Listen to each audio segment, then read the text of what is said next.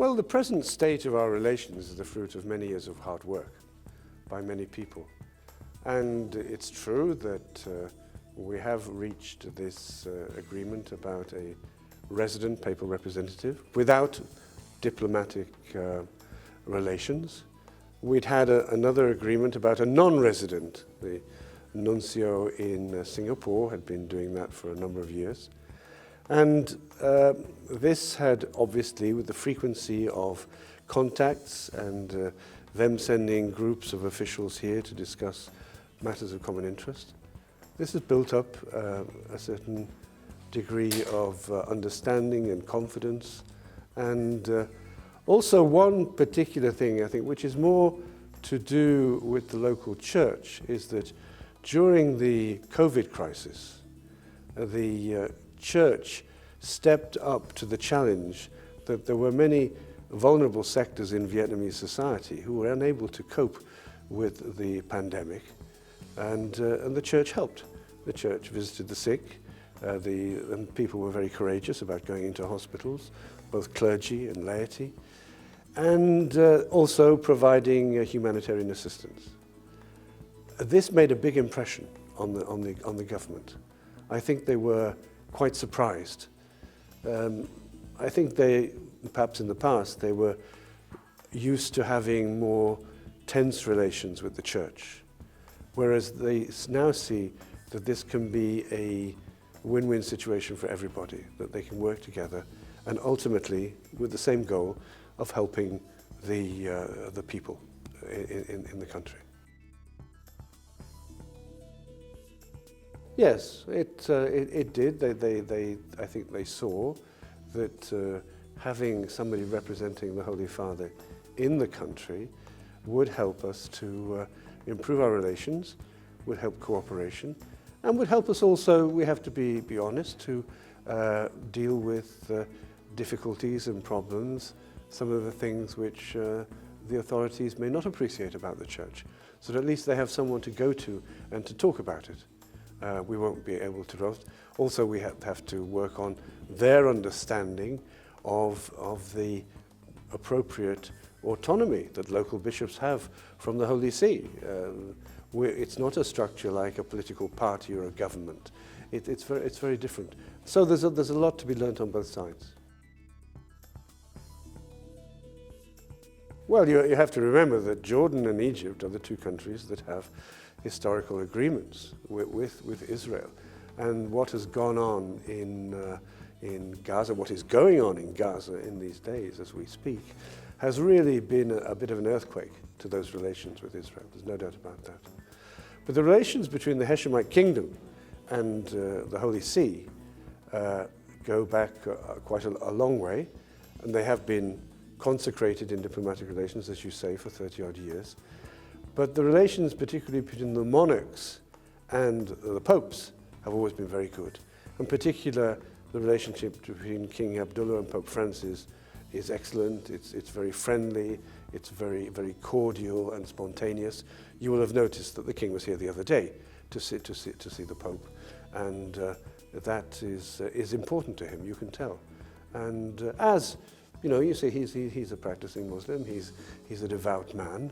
He believes in that faith is important for him, for his kingdom, and indeed for the world. And so he works on that. So there's very much a common language there, and a common understanding between them and between us. Well, obviously the very fact of having relations, of meeting, of the fact of my journey there, the king coming here, this is already a diplomatic collaboration, if you like.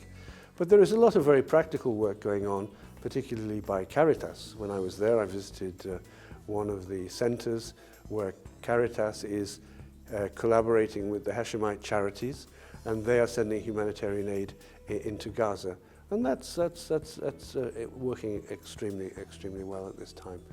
But undoubtedly we will work on anything. There is also interreligious dialogue. I think it's this month that one of the Prince Hassan, I think, is coming to speak, have a dialogue here. I think, with Cardinal Ayuso's dicastery. So there are things going on in everywhere like that. Well, first of all, the Holy See has been, over the years, one of the institutions that has consistently talked about the two-state solution, at times when other people dismissed it. I think Cardinal Filoni is correct in saying this is not an easy solution, but one of the possibly few good things that have come out of this present crisis is the fact that people are talking about the two-state solution again. And I think many people, although recognizing that it is a very, very difficult call, realize that it's probably the only option on the table at the moment. And as we know, if there is the political will to bring this about, it can happen. Now that's a big, big call, and we know that. But this situation is so grave, what we have already witnessed is so terrible, that we need to do something like this. And so I think the two-state solution will begin. I don't think it's sort of like a magic bullet that we pull out. It may be something that has to exist on paper, maybe with some degree of understanding, and then to be worked out.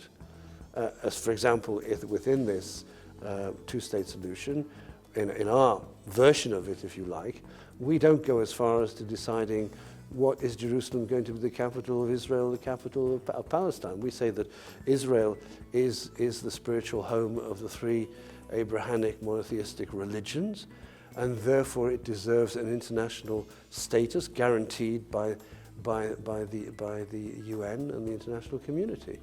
And what it is to be, if it's to be the capital of one country or of two countries, or that has to be determined through negotiations as part of the final agreement.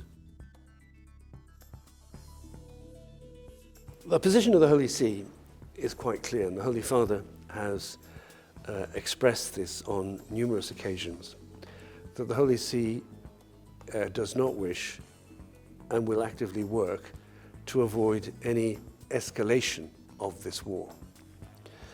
But at the same time, you will have noticed that in the negotiations, which have been going on now for 6 months, over the questions of armaments for Ukraine, in particular with the United States, the statements by President Biden and others is that they are providing and will provide arms in order for Ukraine to defend itself. I think that they've even used that to be able to hold the line. Now, holding the line is not winning a war. It is defending yourself, but it does mean that the prospect is of a long war of attrition, which many of the military analysts recognize as being a possible reality. Now, to go any further than that, in line with what the Ukrainians wish, you do have to go further. And therefore, I think President Macron's analysis, this is my personal reading of the thing, is correct, that Ukraine cannot win the war without the help of its allies in a much more concrete way than just providing arms or certain missiles or defense systems and that, which is good and is appropriate, and Ukraine has every right to defend itself. But the President is correct in saying that if you do want to go further, if you do set as one of your strategic objectives expelling the Russian troops from the occupied territories of Luhansk and Donetsk, then you're going to need more. And that is understandably a frightening prospect. But I think from an analytic point of view, it's not far from the truth. So there are obviously going to be some very, very difficult decisions to be made in the future in terms of what sort of scenario are we willing to live with? Do we want a war that finishes in X number of months, or do we want a war that goes on for X number of years? And also, what is going to be the reaction to all of this from Russia? We know from other scenarios, Russia doesn't have much difficulty living with protracted conflicts. We just look at Georgia, you look at other places, also already, Crimea is already occupied for many years now. So I think that although we would be encouraging all parties to take such measures to de-escalate the situation, at the same time we have to be realistic about the situation on the ground today and the fact that this is proving to be an extremely difficult, bloody and costly conflict. Well, it was almost the first thing we did was to go to Darien, and that was to underline the importance of it. It was something that the Holy Father and Cardinal Parolin was also very keen should form part of my visit. As you say, we were lucky flew up there, the military flew us up there, then we went from the airport to a shall we say, reception center on a river where they go so far from Colombia, come into Panamanian territory, then come up to this river, and then come down the river for a couple of hours, and then they come to this reception center. And from there, they're transferred across the country in the direction of Costa Rica. The people come on these boats, there's a sort of process, they're checked for arms, for drugs, the usual sort of things, and then see if there needs. There's some medical care, there's some thing. So it was quite impressive.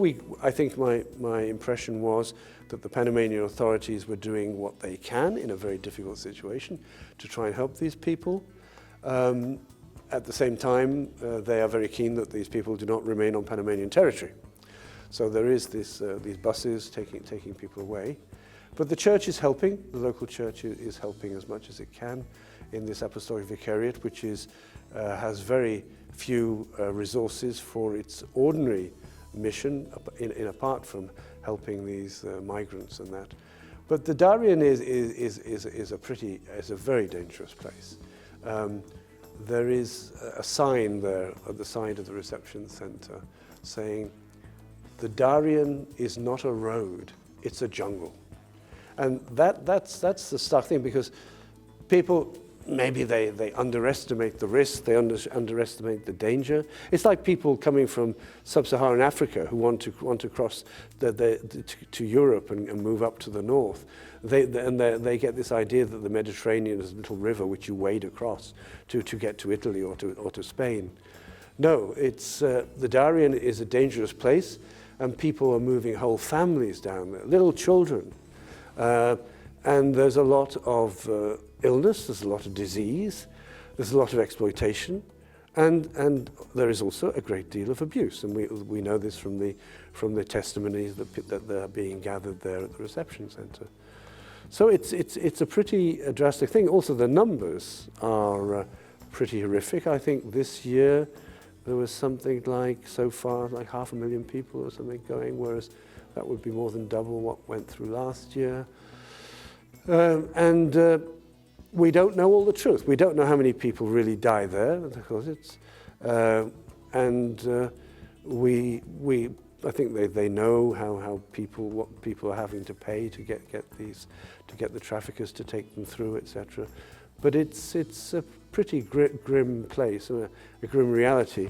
And I think if I'm not mistaken, I think I heard something on the news that the new Panamanian president, who was elected in these days, I think is going to take a very tough stand on the Darien, and so it may be that the route will be becoming more difficult for the people. But as we know from our own experience in dealing with migration in Europe, it takes an awful lot to discourage people from going when they're leaving situations which are even worse than what they're going to sometimes. But we will see.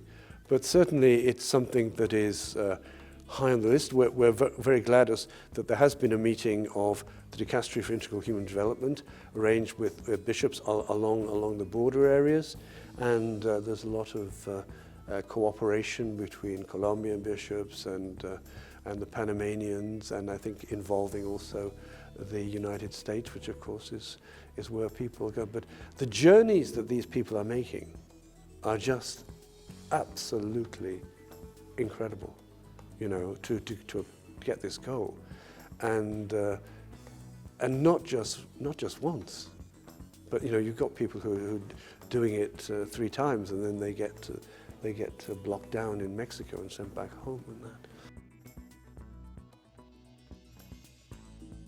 Migration is understandably a very hot topic in Europe. It's one of the big issues in the European elections in the next few weeks.